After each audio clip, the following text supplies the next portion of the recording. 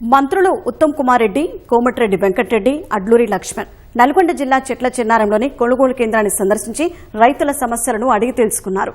మంత్రులు సందర్శించిన కేంద్రంలో వాస్తవ పరిస్థితి ఎలా ఉందో మా ప్రతినిధి పవన్ గ్రౌండ్ రిపోర్ట్ అందిస్తారు.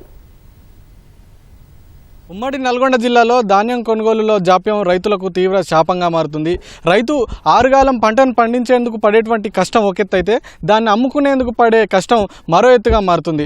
ఆ ధాన్యం కొనుగోలు కేంద్రంలో వివిధ రకాల సమస్యలు రైతును చుట్టుముట్టడంతో అయితే ఈ నెలల కొద్దీ వారాల కొద్దీ నిరీక్షిస్తున్నప్పటికీ కూడా వాళ్ళ ధాన్యం అమ్ముడవుతున్నటువంటి పరిస్థితి అయితే లేదు. ప్రస్తుతం మనం చెట్ల చెన్నారం నల్గొండ జిల్లాలో ఉన్నటువంటి చెట్ల చెన్నారం ధాన్యం కొనుగోలు కేంద్రంలో ఉన్నాము. ఇవాళ మంత్రులు కోమటిరెడ్డి వెంకటరెడ్డి, అలాగే ఉత్తమ్ కుమార్ రెడ్డి, అలాగే అడ్లూరి లక్ష్మణ్ ఈ మంత్రులు అంతా కూడా ధాన్యం కొనుగోలులో ఎదురుతున్నటువంటి సమస్యలకు సంబంధించి తెలుసుకొని వాటి పరిష్కారం దిశగా అడుగులేసేందుకంటూ కూడా నల్గొండ జిల్లాలో పర్యటించారు. పర్యటన సందర్భంగా జిల్లాలో ఉన్నటువంటి చెట్ల చెన్నారం కొనుగోలు కేంద్రాన్ని అయితే సందర్శించి ఇక్కడ ఉన్నటువంటి సమస్యలను అడిగి తెలుసుకొని అధికారులకు పలు సూచనలు చేసినటువంటి పరిస్థితి అయితే ఉంది. ప్రస్తుతం మనం చెట్ల చెన్నారంలో ఉన్నటువంటి ధాన్యం కొనుగోలు కేంద్రంలో ఉన్నాము. దాదాపుగా ఇక్కడ ధాన్యం కొనుగోలు కేంద్రం ఇక్కడ ప్రారంభమై నెల రోజులు కావస్తుంది. మొత్తం ఇక్కడ ఇవాళ 4 లారీలు ఈరోజు ఇక్కడ అందుబాటులో ఉన్నాయి. 4 లారీల్లో కూడా వడ్లను తరలిస్తున్నటువంటి పరిస్థితి ఉంది. అయితే క్షేత్రస్థాయిలో ఈ కొనుగోలు కేంద్రంలో రైతులు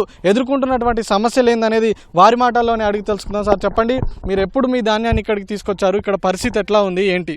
ఇక్కడ ఐకేపీ సెంటర్లో నిర్లక్ష్యంతో గవర్నమెంట్ నిర్లక్ష్యమే కానీ ఐకేపీ సెంటర్ నిర్వాహకుల నిర్లక్ష్యం కానీ కొట్టొచ్చినట్టు కనిపిస్తుంది.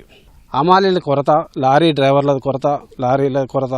ఐకేపీ సెంటర్ నిర్వాహకులు 41 కేజీ అని చెప్పి 42 కేజీలు కటింగ్ చేస్తారు. ఇంకోటి లారీ డ్రైవర్కి ఒక బస్తాకి వచ్చి 3 రూపాయలు, ఒక కుప్పాకి వచ్చి 3,000 నుంచి 8,000 వరకు హమాలీ డిమాండ్. 45 రూపాయలు కింటాకు, అది అందరికీ తెలిసిన విషయమే.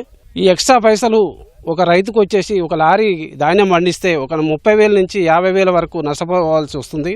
ఈ ఐకేపీ సెంటర్ నుంచి సీరియల్ లేకుండా ఎవరు పైసలు ఇస్తే వాళ్ళకే ఉత్తాస పలుకుతూ రాజకీయ నాయకులకి రికమెండేషన్ ద్వారా కొంతమంది రైతులు వేసుకుంటే కొంతమంది అక్కడే పరిగడుపులు కాసుకుంటూ ఉండాల్సి వస్తుంది.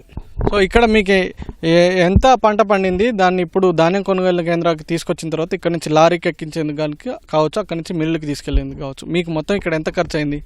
నాకు 406 బస్తాలు అంటే 40 కేజీలే, 41 కేజీ. నాకు వచ్చేది 39 కేజీలే నికరము. లారీ డ్రైవర్తోని హమాలీ ఖర్చులతోని మొత్తం 11,000 రూపాయలు ఖర్చు వచ్చింది. లారీ డ్రైవర్ ఇంకా అదనము, ఇంకా వేరే ఎక్స్ట్రా ఛార్జెస్ అయితే తెలియదు. అది అన్లోడ్ దిగుమతి అయ్యే టైంకు అది ఉంటుంది. మరో రైతు కూడా కొనుగోలు కేంద్రంలో ఉన్నారు. వారి సమస్య ఏంటనేది అడిగి తెలుసుకుందాం. సార్ చెప్పండి, ఎప్పుడు ధాన్యాన్ని ఇక్కడికి తీసుకొచ్చారు? ఇక్కడ పరిస్థితి ఎట్లా ఉంది, ఏంటి?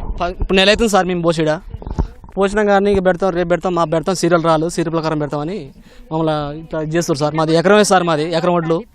వర్షాలు వస్తే అంత ఆగం అయిపోతాయని మేము బాధపడ్డా కానీ వాళ్ళు సీరియల్ రాలేదు, ఇంకా పెడతామని అంటారు సార్. అదే రోజు వస్తున్నాం పోతున్నాం, వర్షాలు వస్తున్నాయి, అంత ఆగం అవుతున్నాయి. మన తడిస్తే మళ్ళీ ఏం చేసినాం, ఎండ పోసినాం, మళ్ళీ కుప్పను పోయినాం. మళ్ళీ నిన్న లారీలు రాలేదు అన్నారు సార్, దిగుమతి కాలేదు, బండ్లు రాలేదు అన్నారు.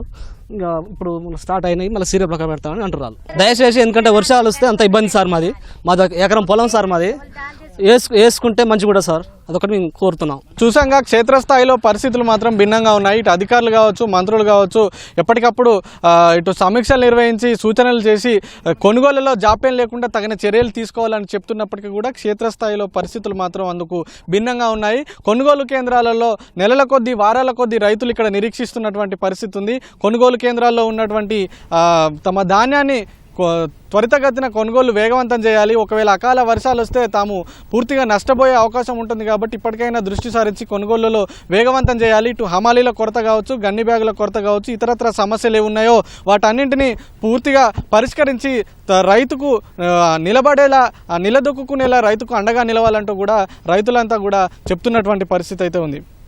కెమెరామెన్ సురేష్తో పవన్, ఈటీవీ న్యూస్, నల్గొండ నుంచి.